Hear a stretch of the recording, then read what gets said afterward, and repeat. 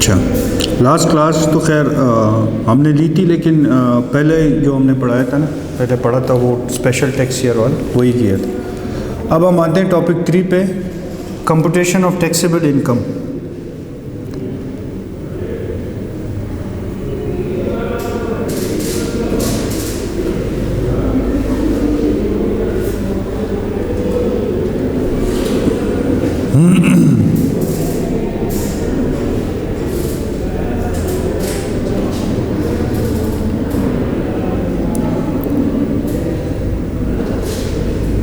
हमने शुरू में कुछ 2-3-4 चीज़ें पढ़ी थी कि टैक्सेबल इनकम पे टैक्स लगता है। तो क्या ऐसी इनकम भी है जो टैक्सेबल इनकम ना हो? इसका मतलब तो यही है ना कि इनकम है तो इसमें फिर हमने टैक्सेबल इनकम अलग कर दी और जो टैक्सेबल नहीं है वो अलग। तो ये हम आगे पढ़ेंगे। हाँ, कुछ इनकम ऐसी होती हैं जो टैक्सेबल नहीं है। फॉर एग्ज़ाम्पल, हाँ बिल्कुल सही है, ये एक एग्जांपल है।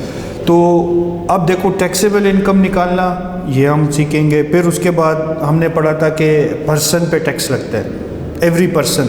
अब पर्सन के डेफिनेशन में कौन कौन आएगा ये हम देखेंगे। फिर टैक्स ईयर हमने पढ़ा है कि टैक्स ईयर कौन सा पीरियड होता है।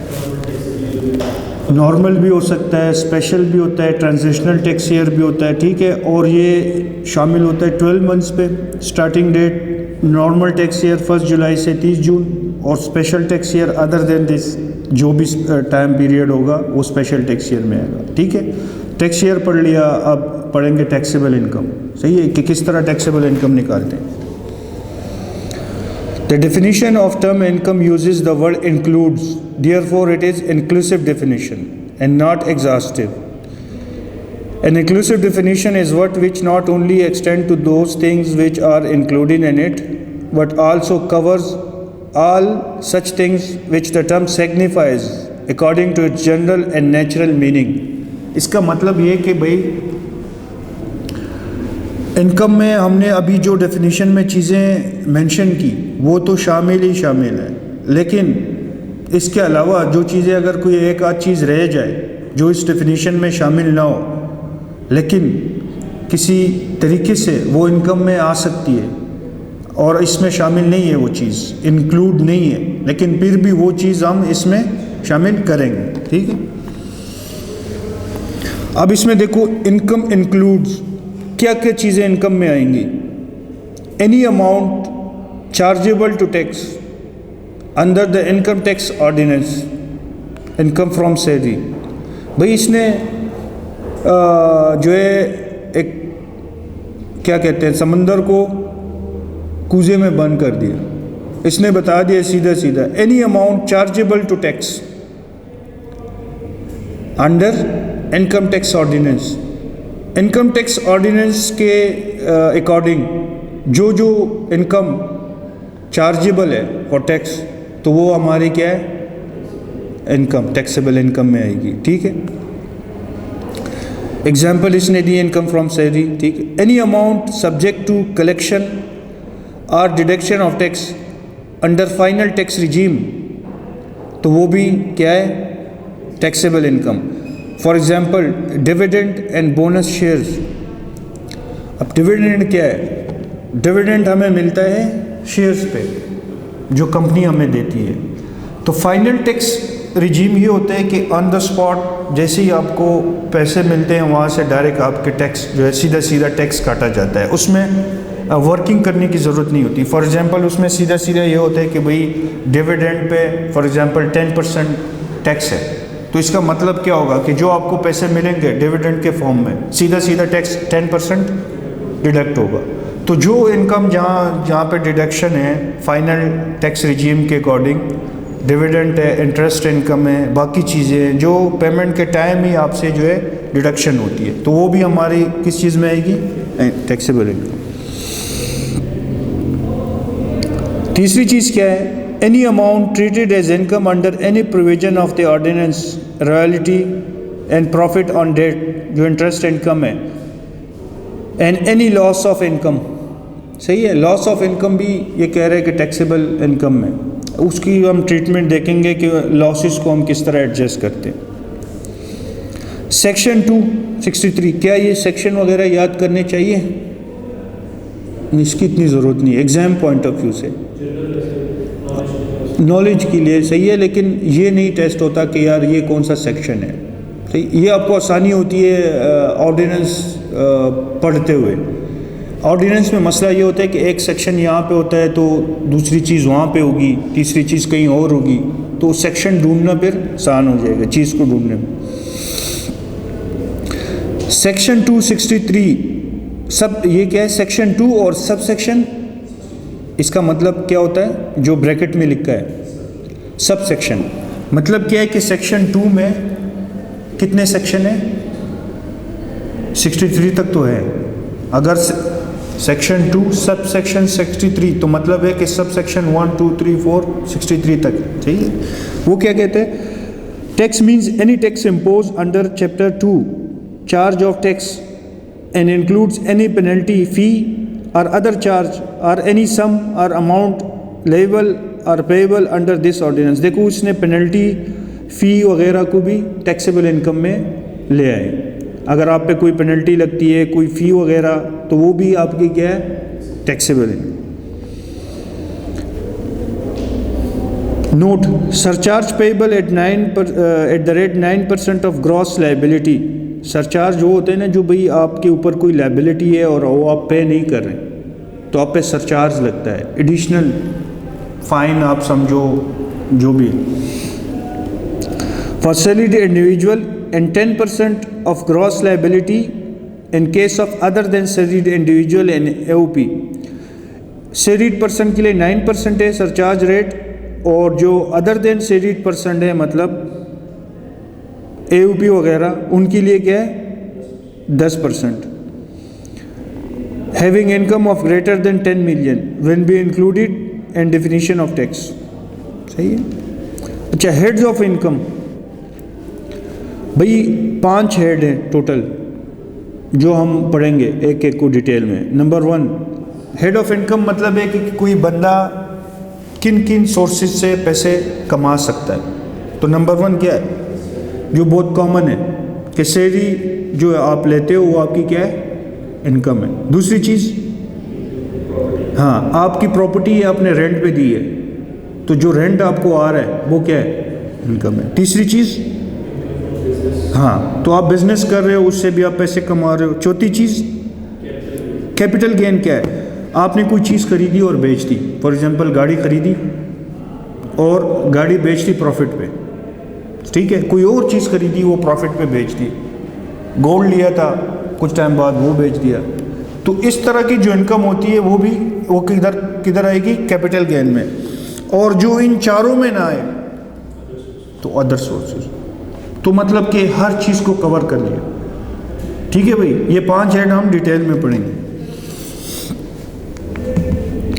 The income of a person under a head of income for a tax year shall be the total of the amounts derived by the person in that tax year that are chargeable to tax under the head, is reduced by the total deductions, if any, allowed under the ordinance of the person for that year under that head। मतलब क्या है कि एक बंदा है, क्या पता उसके ये सारे जो हेड है वहाँ से वो पैसे कमा रहे हैं, बंदा एम्प्लॉय भी है, सैलरी ले रहा है, उसकी प्रॉपर्टी भी है, उसने रेंट पे दी है, फिर वो उसका बिज़नेस भी साइड बिज़नेस है, फिर वो कुछ चीज़ें खरीद बेच भी रहा है, कैपिटल गेन, और कुछ बाहर से पैसे इधर उधर।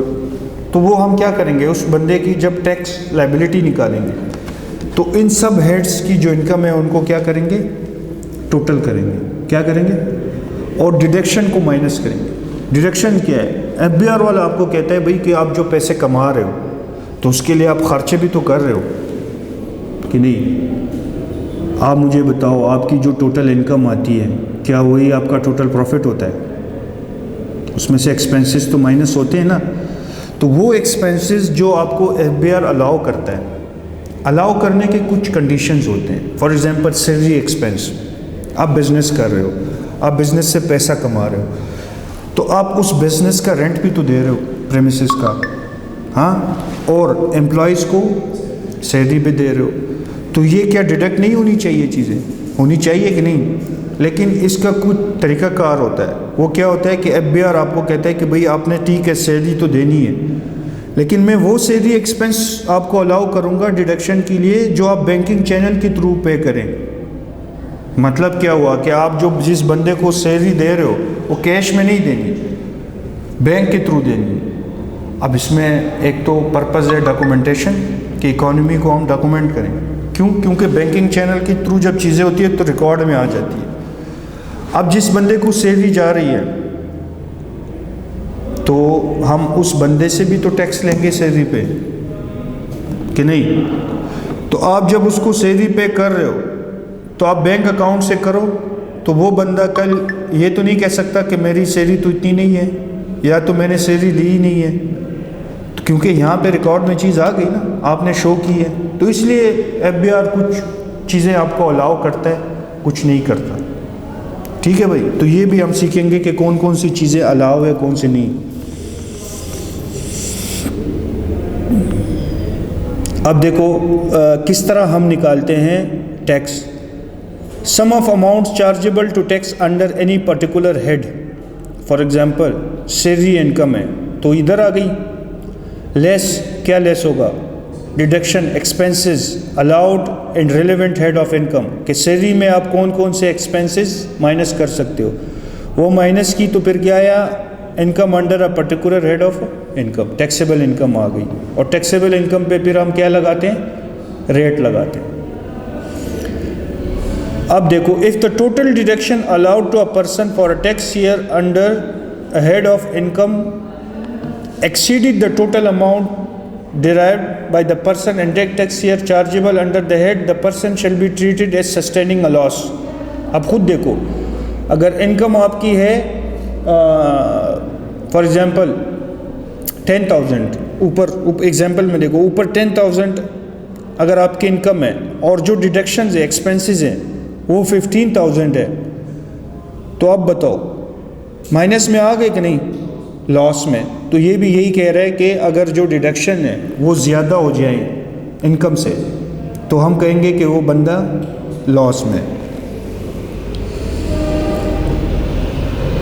A loss for a head of income for a tax year shall be dealt with in accordance with Part 8 of Chapter 3 of the Income Tax Ordinance। ये हम आगे लॉसेस की ट्रीटमेंट आगे पढ़ेंगे। अगर कोई बिजनेस, कोई बंदा लॉस में तो फिर क्या करना चाहिए? टैक्स तो उस पर नहीं लगेगा क्योंकि लॉस पे तो टैक्स लगता ही नहीं है, तो उस लॉस वाली अमाउंट का फिर क्या करना है, उसकी ट्रीटमेंट हम आगे देखेंगे। The income of a resident person, resident person हम आगे पढ़ेंगे कि ये कौन होता है। रेजिडेंट पर्सन वो पर्सन होता है जो साल का ज़्यादातर टाइम पाकिस्तान में गुजारता है। अब कुछ लोग ऐसे होते हैं ना जो ट्रैवल करते रहते हैं पाकिस्तान में, कई बाहर, फिर पाकिस्तान में। तो रेजिडेंट पर्सन वो पर्सन होगा जो साल का ज़्यादातर टाइम पाकिस्तान में रहा।